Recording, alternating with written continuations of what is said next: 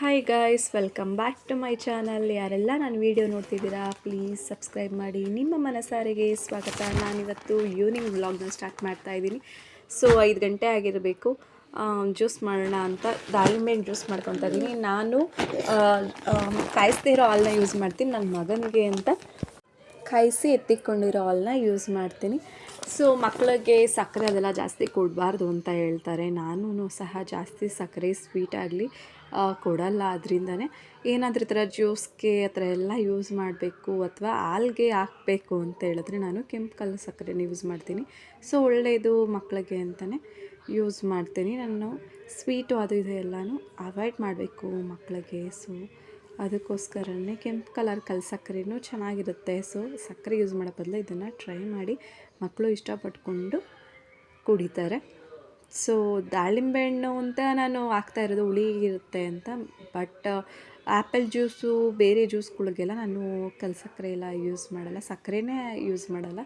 So ಹಾಲ್ಗೂ ಅಷ್ಟೇ ಅವಾಗವಾಗಷ್ಟೇ ಕೊಡ್ತಾ ಇರ್ತೀನಿ. ಇಲ್ಲಾಂದರೆ ಜಾಸ್ತಿ ಸಕ್ಕರೆ ಹಾಕೋದೇ ಇಲ್ಲ. ನೆಕ್ಸ್ಟು ನಾನು ಮಾಲ್ಟ್ ಮಾಡ್ಕೊತಾ ಇದ್ದೀನಿ. ಇದು ನಮ್ಮ ಅಜ್ಜಿ ಮನೇಲೇ ಮಾಡಿರೋದು. 38 ಸಿರಿಧಾನ್ಯಗಳಾಗಿರ್ಬೋದು, ಡ್ರೈ ಫ್ರೂಟ್ಸ್ ಎಲ್ಲ ಮಿಕ್ಸ್ ಮಾಡಿ ಮಾಡಿರುವಂತಹ ಮಾಲ್ಟ್ ಇದು. ಹೆಣ್ಮಕ್ಳಿಗೆ ಅಂತ ಸೊಂಟ ನೋವು, ಕೆಲಸ ಮಾಡೋಕ್ಕಾಗಲ್ಲ, ಸುಸ್ತಾಗ್ತಾ ಇರುತ್ತೆ. ಸೊ ಇದನ್ನು ಕುಡಿದ್ರೆ ಎನರ್ಜಿ ಬರುತ್ತೆ. ನಾನು ಎಲ್ಲರೂ ಯೂಶ್ವಲಿ ಗಂಜಿ ಥರ ಮನೇಲಿ ಮಾಡ್ಕೊತಾರೆ. ನಮ್ಮ ಅಜ್ಜಿ ಎಲ್ಲರಿಗೂ ಮಾಡಿಕೊಟ್ಟಿದ್ದಾರೆ. ನಾನು ಮಾತ್ರ ಈ ಥರ ಸರಿ ಥರ ಮಾಡ್ಕೊತೀನಿ. ಮಕ್ಕಳು ತಿಂತಾರಲ್ಲ ಆ ಥರ ಗಟ್ಟಿಗೆ ಸರಿ ಥರ. ಸೊ ಇದನ್ನು ತಿಂದ್ರೇ ಒನ್ ಟೈಮ್ ಹೊಟ್ಟೆನೇ ತುಂಬೋಗುತ್ತೆ. ಸೊ ಅಲ್ಗೂ ಒಳ್ಳೆಯದು, ಕೆಲಸ ಮಾಡೋದಕ್ಕೆಲ್ಲ ಎನರ್ಜಿ ಬರುತ್ತೆ. ಸೊ ಅಂತ ನಾನು ಮಾರ್ನಿಂಗು ಬೆಳಗ್ಗೆ ಮಾಡ್ಕೊತೀನಿ. ಈ ಥರ ಹಸ್ವಾದಾಗ ಏನಾದರೂ ಒಂದೊಂದು ಸಲ ಈವ್ನಿಂಗ್ ಮಾಡ್ಕೊತೀನಿ. ಇದನ್ನು ತಿಂದರೆ ಊಟ ಅವಶ್ಯಕತೆನೇ ಇರಲ್ಲ, ಇದೇ ಹೊಟ್ಟೆ ತುಂಬ್ಕೊಂಡ್ಬಿಡುತ್ತೆ. ಸೊ ಟೇಸ್ಟು ಚೆನ್ನಾಗಿರುತ್ತೆ. ಸೊ ಲೈಫು ಅಂದಮೇಲೆ ಬೇಜಾರು ಎಲ್ಲರ ಲೈಫಲ್ಲೂ ಇದ್ದೇ ಇರುತ್ತೆ. ಸೊ ಬೇಜಾರು ಇಲ್ಲದೆ ಇರೋ ಮನುಷ್ಯ ಇಲ್ಲ ಅಂತಲೇ ಹೇಳ್ಬೋದು. ಎಲ್ಲರ ಜೀವನದಲ್ಲೂ ಬೇಜಾರು ಅನ್ನೋದು ಇದ್ದೇ ಇರುತ್ತೆ. ಕೆಲವೊಂದು ವಿಚಾರಕ್ಕಾಗಿರ್ಬೋದು, ಸುಮ್ಮನೆ ರೀಸನ್ ಇಲ್ಲದೇ ಇದ್ರೂ ಒಬ್ರೊಬ್ರಿಗೆ ಬೇಜಾರಾಗ್ತಾ ಇರುತ್ತೆ. ಇಲ್ಲ ಮನೆಯಲ್ಲಿ ಕೂತ್ಕೊಂಡಿರೋಕ್ಕೆ ಬೇಜಾರು, ಇಲ್ಲ ಯಾವುದೋ ಒಂದು ವಿಷಯಕ್ಕೆ ಬೇಜಾರು, ಅಥವಾ ಯಾರಾದರೂ ಬೈದರು ಅಂತ ಬೇಜಾರು, ಅಥವಾ ಏನಾದರೂ ಕಳ್ಕೊಂಡೆ ಅಂತ ಬೇಜಾರು ಅನ್ನೋದು ಲೈಫಲ್ಲಿ ಮನುಷ್ಯರಿಗೆ ಇದ್ದೇ ಇರುತ್ತೆ. ಬೇಜಾರು ಅನ್ನೋದು ಬೇಜಾರು ಮಾಡ್ಕೊಳ್ದೇ ಇದ್ದರೆ ಅವರು ಮನುಷ್ಯನೇ ಅಲ್ಲ ಅನಿಸುತ್ತೆ. ಸೊ ಅದರಿಂದ ಲೈಫಲ್ಲಿ ಕೆಲವೊಮ್ಮೆ ನಾವು ಬೇಸರ ಆದಾಗ ಏನು ಮಾಡಬೇಕಾಗುತ್ತೆ ಅಂದರೆ ನಿರಾಶೆಗೊಳ್ಳೋದು, ಮತ್ತು ಅದು ಸಹಜ. ಅದು ನಮ್ಮ ದೌರ್ಬಲ್ಯತೆ ಆಗಬಾರ್ದು. ನಮ್ಮ ಮುಂದಿನ ಜೀವನಕ್ಕೆ, ಆಲೋಚನೆಗಳಿಗೆ ಅದು ಅಡ್ಡಿ ಆಗಬಾರ್ದು. ಯೂಶ್ವಲಿ ಬೇಜಾರು ಮಾಡಿಕೊಂಡ್ರೆ ಏನೇ ಕೆಲಸ ಮಾಡೋಕ್ಕಾಗಿರ್ಬೋದು, ಏನೇ ವಿಚಾರಕ್ಕೆ ಆಗಲಿ ಇಂಟ್ರೆಸ್ಟ್ ಕೊಡೋಕ್ಕಾಗಲ್ಲ. ಬಟ್ ಬೇಜಾರಾಗಿದ್ದಾಗ ಊಟನೂ ಸಹ ಮಾಡೋಕ್ಕಾಗಲ್ಲ, ನಿದ್ದೆ ಮಾಡೋಕ್ಕಾಗಲ್ಲ. ಎಲ್ಲ ಬೇಜಾರಾದಮೇಲೆ ಅದು ಎಕ್ಸ್ಪೀರಿಯೆನ್ಸ್ ಮಾಡಿರೋರಿಗೆ ಎಲ್ಲರಿಗೂ ಸಹ ಗೊತ್ತಿರುತ್ತೆ. ಅದಕ್ಕೋಸ್ಕರ ನಾವು ಬೇಜಾರು ಮಾಡ್ಕೊಂಡು ಬದಲು ಸ್ವಲ್ಪ ಯೋಚನೆ ಮಾಡಬೇಕಾಗುತ್ತೆ. ನಮ್ಮ ಸಮಸ್ಯೆಗೆ ಏನು ಪರಿಹಾರ ಮಾಡ್ಕೊಬೇಕು, ಇದರಿಂದ ಏನು ಅಂತ ನಾವೇ ಯೋಚನೆ ಮಾಡಬೇಕು. ಸೊ ಅದರಿಂದ ಆದಷ್ಟು ಬೇಗ ಹೊರಗೆ ಬರಬೇಕಾಗುತ್ತೆ.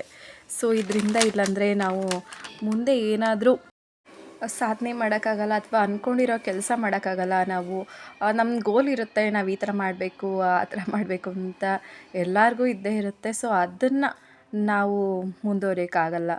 ಸೊ ನಾವು ಯಾರೇ ಬೈದ್ರಾಗಿರ್ಬೋದು, ಸೊ ಬೈದರೆ ನಮ್ಮ ಯೋಗ್ಯತೆ ಏನು ಅಂತ ನಮಗೆ ಮಾತ್ರ ಗೊತ್ತಿರುತ್ತೆ. ಸೊ ಅದು ಬೇರೆಯವ್ರಿಗೆ ನಾವು ತಿಳಿಸೋ ಅಗತ್ಯನೇ ಇರೋದಿಲ್ಲ. ಸೊ ಬೇರೆಯವ್ರ ಮಾತನ್ನು ಸಹ ನಾವು ತಲೆಗೆ ಹಾಕ್ಕೊಳ್ಬಾರ್ದು. ನಮ್ಮ ಮನಸ್ಸನ್ನ ನಾವೇ ಸರಿಪಡಿಸ್ಕೋಬೇಕು.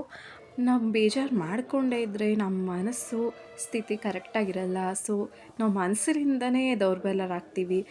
ಏನು ಮಾಡಲು ಇಷ್ಟ ಇರೋದೇ ಇಲ್ಲ. ನಮಗೇನೋ ಕಳ್ಕೊಂಡಂತೆ ಇರ್ತೀವಿ. ಬೇಜಾರಾದಾಗ ಮೊದಲು ತಾಳ್ಮೆಯಿಂದ ಸಮಯ ತಗೊಂಡು ಯೋಚನೆ ಮಾಡಬೇಕು. ನಮಗಾದಷ್ಟು ಜಾಸ್ತಿ ಬೇಜಾರಾಗೋದು ಕಡಿಮೆ ಆಗುತ್ತೆ. ಸೊ ಬೇಜಾರು ಮಾಡಿಕೊಂಡಷ್ಟು ನಮಗೆ ಬೇರೆ ಬೇರೆ ಕೆಟ್ಟ ಯೋಚನೆಗಳೇ ಬರುತ್ತೆ ಹೊರತು ನಾವೇ ಕುಗ್ಗೋಗೋದು. ಮನಸ್ಸಿಗೆ ಶಾಂತಿ, ನೆಮ್ಮದಿ ಏನೂ ಸಹ ಸಿಗೋದೇ ಇಲ್ಲ. ಅದಕ್ಕೋಸ್ಕರ ಲೈಫಲ್ಲಿ ಎಲ್ಲರಿಗೂ ಸಮಸ್ಯೆ ಇದ್ದೇ ಇರುತ್ತೆ, ಎಲ್ಲರಿಗೂ ಬೇಜಾರು ಇದ್ದೇ ಇರುತ್ತೆ, ಎಲ್ಲರಿಗೂ ಕಷ್ಟಗಳು ಇದ್ದೇ ಇರುತ್ತೆ. ಅದರಲ್ಲೂ ನನ್ನದೊಂದು ಸಹ ಅಂತ ಅಂದ್ಕೊಬೇಕು ಹೊರತು ನನ್ನದೇ ದೊಡ್ಡ ಸಮಸ್ಯೆ, ನನ್ನದೇ ಸ್ವಲ್ಪ ದೊಡ್ಡ ಕಷ್ಟ, ಎಲ್ಲರದ್ದು ಸಣ್ಣ ಸಣ್ಣ ಸಮಸ್ಯೆ ಬೇರೆಯವ್ರದ್ದು ಏನೂ ಇಲ್ಲ ಅಂತ ಅಂದ್ಕೊಂಡ್ರೆ ನಮ್ಮ ಬೇಜಾರು ಇನ್ನೂ ಜಾಸ್ತಿ ಆಗುತ್ತೆ ಹೊರತು ಎಲ್ಲರಿಗೂ ಬೇಜಾರು ಸಮಸ್ಯೆ ಇದ್ದೇ ಇರುತ್ತೆ, ಅದರಲ್ಲೂ ನನ್ನದೊಂದು ಅದರಲ್ಲಿ ಕೇವಲ ಅನ್ನೋ ಥರ ನಡ್ಕೊಂಡ್ರೆ ನಮಗೆ ಬೇಜಾರು ಅನ್ನೋದೇ ಅನಿಸಲ್ಲ. ಸೊ ಬೇಜಾರು ಕಡಿಮೆ ಆಗ್ತಾ ಬರುತ್ತೆ. ಫಸ್ಟು ನಾವು ಮನಸ್ಸಿಗೆ ಶಾಂತಿ ನೀಡೋ ಕೆಲಸವನ್ನು ಮಾಡಬೇಕಾಗುತ್ತೆ. ಫಸ್ಟು ನಮಗೆ ಯಾರು ಬೇಜಾರು ಮಾಡಿರ್ತಾರೋ ಅವ್ರನ್ನ ಕ್ಷಮಿಸೋ ಗುಣನ ನಾವು ಹೊಂದಿರಬೇಕಾಗುತ್ತೆ.